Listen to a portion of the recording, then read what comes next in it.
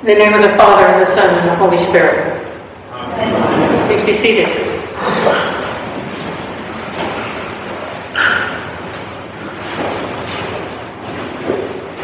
We all know who Moses is.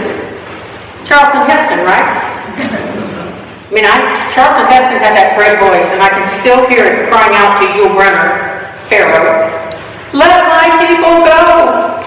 I still picture in my mind the scene where Moses, with his arms wide open, parting the Red Sea as the Israelites flee from Pharaoh's army. But for the life of me, I cannot remember a scene that involves seeing Moses with a veil over his face. In our Old Testament reading this morning, Moses, after spending 40 days in the presence of God, returns from Mount Sinai with 2 tablets of the covenant, or what we call the 10 commandments. These are actually the second set of tablets. The first set was destroyed when Moses came down and found all of the Hebrews were worshiping a golden calf and all around just running wild. God threatens to destroy the Hebrew people, but Moses intervenes on their behalf. And God, in his mercy, does not destroy the Israelites, and instead tells Moses to come back up to the mountain to make a new covenant. And when Moses returns after 40 days and 40 nights, with the 2 new tablets, his face is shining. It's radiant.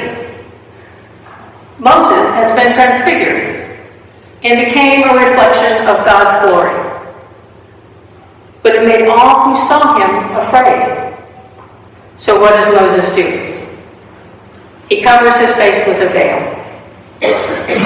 He covers his face so that others do not see his shining and radiant face. And isn't that really sad? To have to cover your face when it's shining and radiant? The veil Moses wore kept the Israelites from seeing him clearly, from seeing God's glory. Wearing a veil also kept Moses from seeing the people around him clearly, from seeing their glory. It acted as a physical barrier between the Israelites, Moses, and God's glory. We still wear veils today, don't we? Not the ones made of cloth or a physical one, but we have personas or veils of the mind that cover us. And we use that to protect our true selves from being seen. Our veils also keep us from seeing others.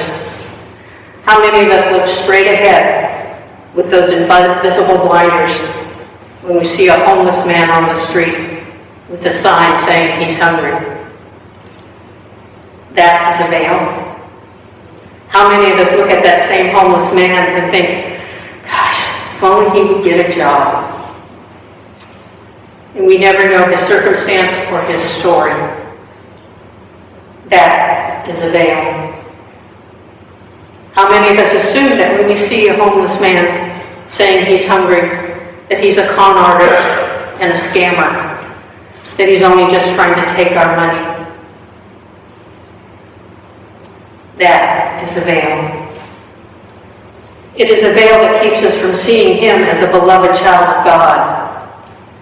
It is a veil that keeps us from seeing in that homeless man the glory of God. And it doesn't have to be a homeless man that the veil we wear keeps us from seeing.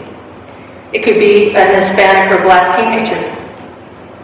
It could be a liberal or conservative. It could be a transsexual or a homosexual. And it even could be the person sitting right next to you. Our veils keep us from seeing our brothers and sisters as children of God. When we do not see others as God's beloved, we fail to see God, and we fail to be in his presence. Our veils also keep others from seeing us as beloved children of God. We use our veils to protect ourselves and keep us from feeling vulnerable. Our veils cover up our fear of being rejected, used, or just not being good enough. Our veils are so are so often the best offense is a good defense strategy. We fear getting hurt, so we hide behind a veil. I can't help but wonder what would happen if we dropped our veils and let others see the glory of God in us. A radiant face that comes from within going out. When you tell people they are loved and beautiful, they absolutely become radiant. Showing all people God's glory through the smiles on our faces, the laughter in our hearts, the kindness in our words, and the gentleness of our presence. That may be the best evangelism tool there is. It shows others who God created us to be, and at the same time, it encourages others to become who God created us to be. Now, I suspect that God transfigured Moses not only on the outside, but also deep on the inside. Perhaps his shining face was a result of having God know him and create in him the person he was meant to be. The joy and love that were created deep within Moses could only shine forth as a reflection of God.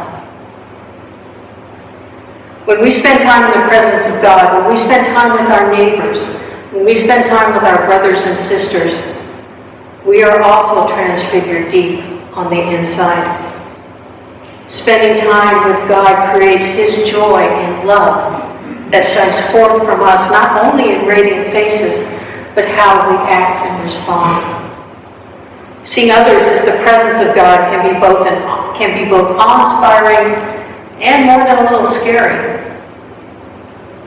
Being the presence of God to others can be both awe-inspiring and probably a lot more scary.